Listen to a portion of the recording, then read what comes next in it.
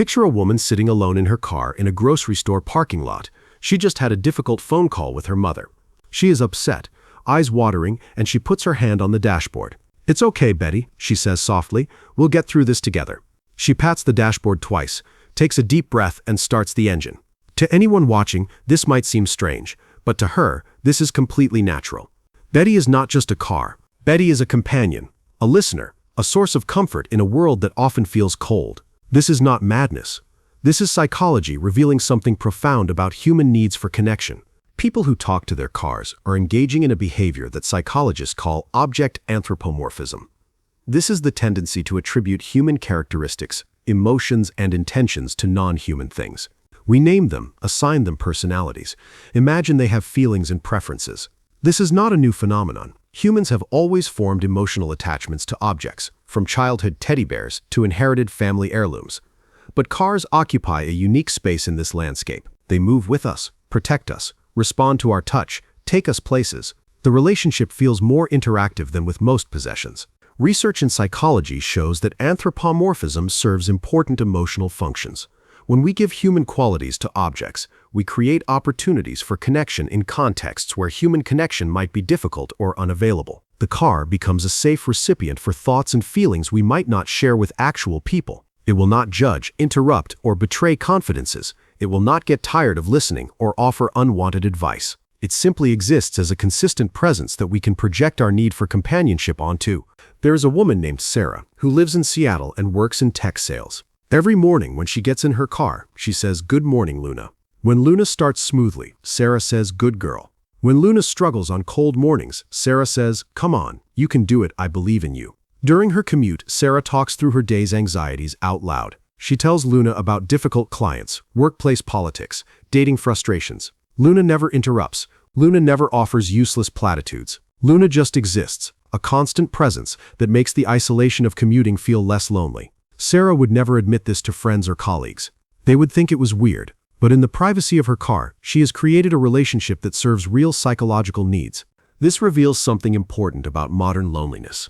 Despite being more connected digitally than ever before, many people report feeling profoundly isolated. Human relationships require vulnerability, risk rejection, demand emotional labor. Sometimes it is genuinely easier to talk to a car. The car offers a simulation of companionship without the complications. You can be completely yourself without fear of judgment or consequence. For people who struggle with social anxiety or who have been hurt in relationships, the car becomes a safe practice ground for emotional expression. The predictability factor cannot be overlooked. Human relationships are fundamentally unpredictable. People change their minds, have bad days, misunderstand you, leave. A car is consistent. It behaves according to mechanical principles. When you turn the key, specific things happen. This predictability provides psychological comfort that human relationships rarely offer. People who talk to their cars often describe the relationship as stable in ways their human relationships are not. The car never disappoints emotionally, even if it occasionally breaks down mechanically. There is also a fascinating parallel to parasocial relationships, the one-sided relationships people form with celebrities or fictional characters. We know rationally that the celebrity does not know us, yet we feel connected to them. Similarly, car talkers know the car is not sentient, yet the emotional experience of connection feels real. The brain does not always distinguish between real and imagined social interactions. The psychological benefits of talking to the car, the stress relief, the emotional processing, can be as genuine as talking to a therapist or friend. Consider the self-soothing function. Many people talk to their cars during stressful moments. Traffic jams, getting lost, mechanical problems, difficult days. "Come on, don't do this to me now," someone pleads when the check engine light appears. "We're almost there. Just a little further," they encourage during a long drive. This is not really directed at the car. This is self-talk externalized. By speaking to the car, people are actually soothing their own anxiety, giving voice to their stress, creating a narrative where they are not alone in facing the challenge. The car becomes a stand-in for the supportive companion they wish they had. The naming of cars is particularly revealing. When you name something, you elevate it from object to entity. Betty, Luna, Bruce, Eleanor. These names create identity. They transform the car into my car, who has a personality and history and relationship with me. Researchers have found that people who name their cars tend to take better care of them and keep them longer. The emotional attachment created by naming generates a sense of responsibility and connection that pure utility cannot. Gender dynamics play an interesting role here. Both men and women talk to their cars, but they often do it differently and for different reasons.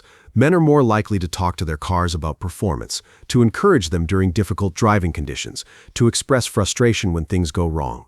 Women are more likely to talk to their cars about emotional content, to share feelings, to treat the car as a confidant.